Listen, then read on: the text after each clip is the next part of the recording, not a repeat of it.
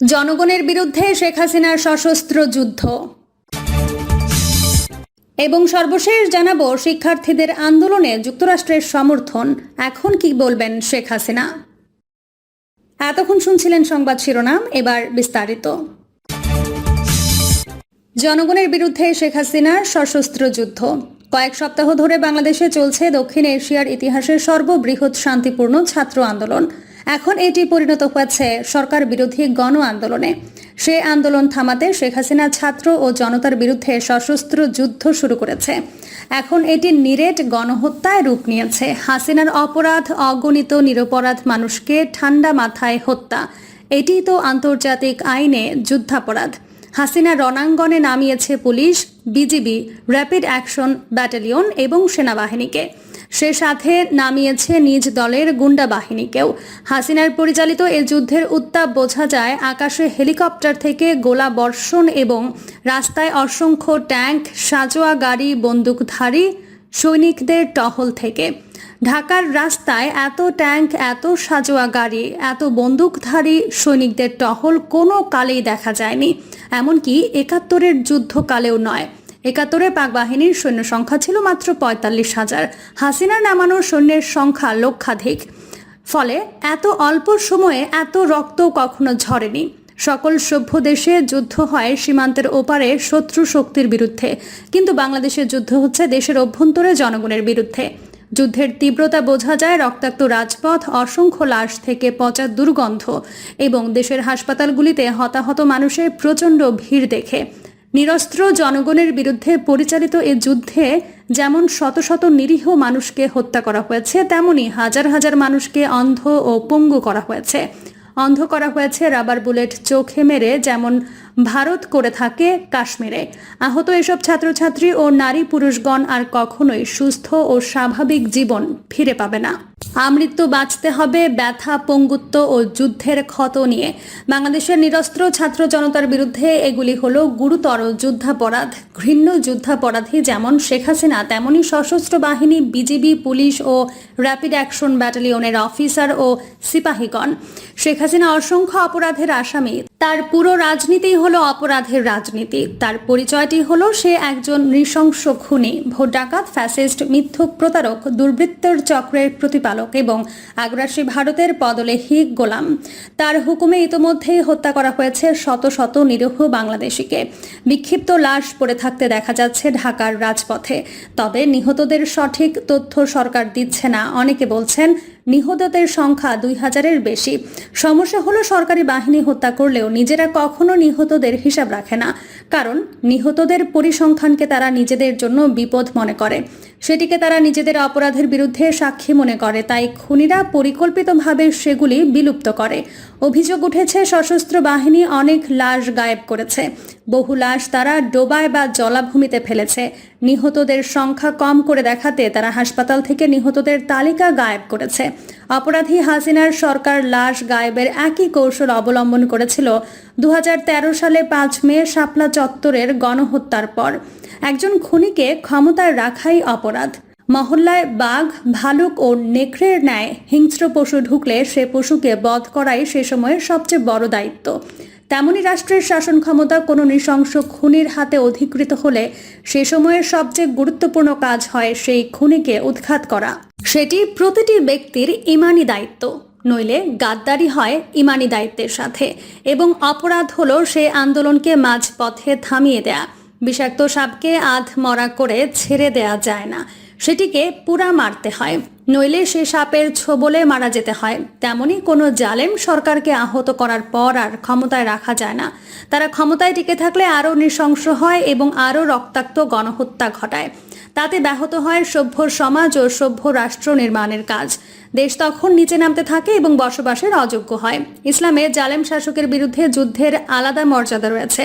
ইসলামের সে লড়াই ছিল জিহাদ তথা সর্বশ্রেষ্ঠ ইবাদত। ব্যক্তির পরিশুদ্ধির জন্য ইসলাম যেমন নামাজ, রোজা ও হজ, জাকাতের বিধান দেয়, তেমনি রাষ্ট্রের পরিশুদ্ধির জন্য ফরজ করেছে জিহাদ। তাই জিহাদ না হলে রাষ্ট্রে গুম, খুন, ধর্ষণ, জুলুম, নির্যাতন ও দুর্বৃত্তির জোয়ার আসে। বাংলাদেশ তারই উদাহরণ। শাসক যেখানে খুনি, প্রতারক, নৃশংস জালেম এবং হিন্দুত্ববাদী ভারতের ন্যায় আগ্রাসী শক্তির পদলেহী দাস, সে শক্তির বিরুদ্ধে লড়াই মাত্রই বিশুদ্ধ জিহাদ। আর যখন কোনো দেশে জিহাদ শুরু হয় তখন প্রতিটি ইমানদারের ওপর ফরজ হয় জিহাদে যোগ দেয়া, তখন নীরব ও নিষ্ক্রিয় থাকায় মুনাফিকি। তাই জনগণকে মুনাফিকের অপরাধ থেকে বাঁচতে হবে, বুঝতে হবে মুনাফিকগণ কাফিরদের চেয়েও নিকৃষ্ট, কারণ এরাই হলো ঘরের শত্রু।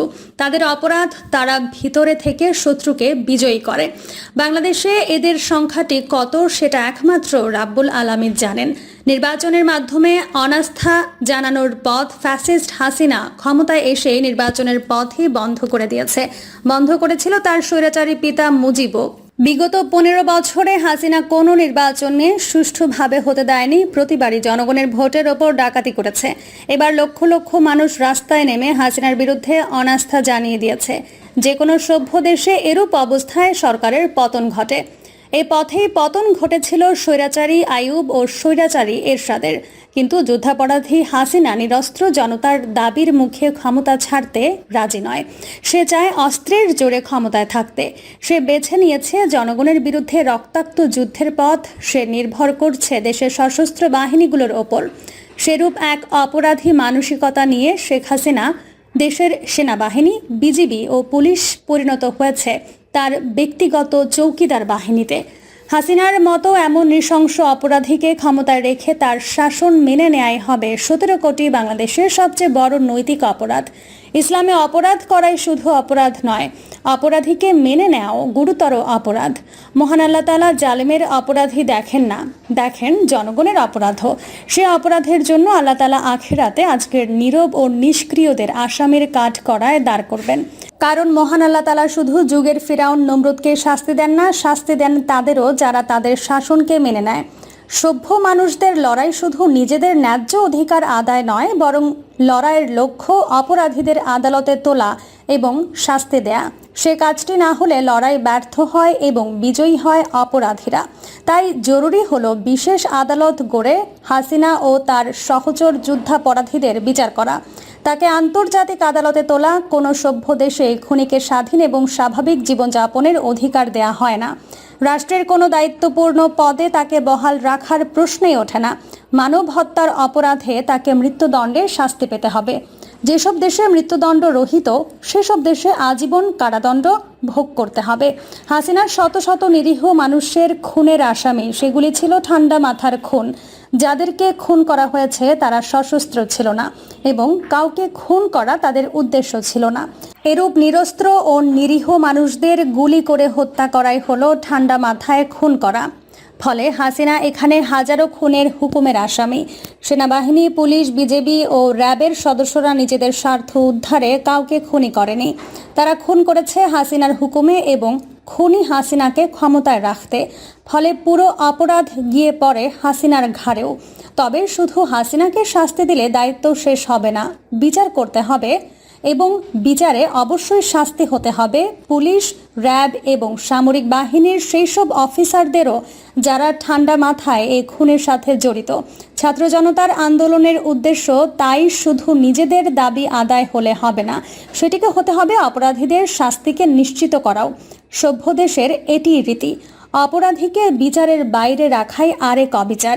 হাতছাড়া করা যাবে না এ সুযোগ। শেখ হাসিনা তার পিতামাতা ও ভাই হারানোর বেদনা এখনো ভুলতে পারে না। সুযোগ পেলে সে বেদনা নিয়ে এখনো সে চোখের পানি ফেলে, এখনো সে খুনিদের বিচার চায়। প্রশ্ন হলো, বাংলাদেশের মানুষ কেন ভুলবে তাদের নিহত ও আহত নিরীহ ভাই বোনদের? কেন চাইবে না তাদের হত্যার বিচার? তাই ছাত্র জনতার সামনে মাত্র একটাই পথ, সেটি হলো যতদিন হাসিনা ক্ষমতায় আছে ততদিন আন্দোলন চালিয়ে যাওয়া এবং সে সাথে নিশ্চিত করা যুদ্ধাপরাধী হাসিনা ও তার খুনি সহচরদের বিচার করা। এক্ষেত্রে আপোষ চলবে না। আপোষ করলে অপরাধী আরও নৃশংস অপরাধের সুযোগ পাবে। আন্দোলন থামিয়ে দেয়া হলে, এই মুহূর্তে আন্দোলন থামিয়ে দেয়া হলে সেটি হবে শত শত শহীদদের রক্তের সাথে প্রচণ্ড বেইমানি। বাংলাদেশের 17 কোটি মানুষ কি শহীদদের সাথে সেই বেইমানি করতে পারে?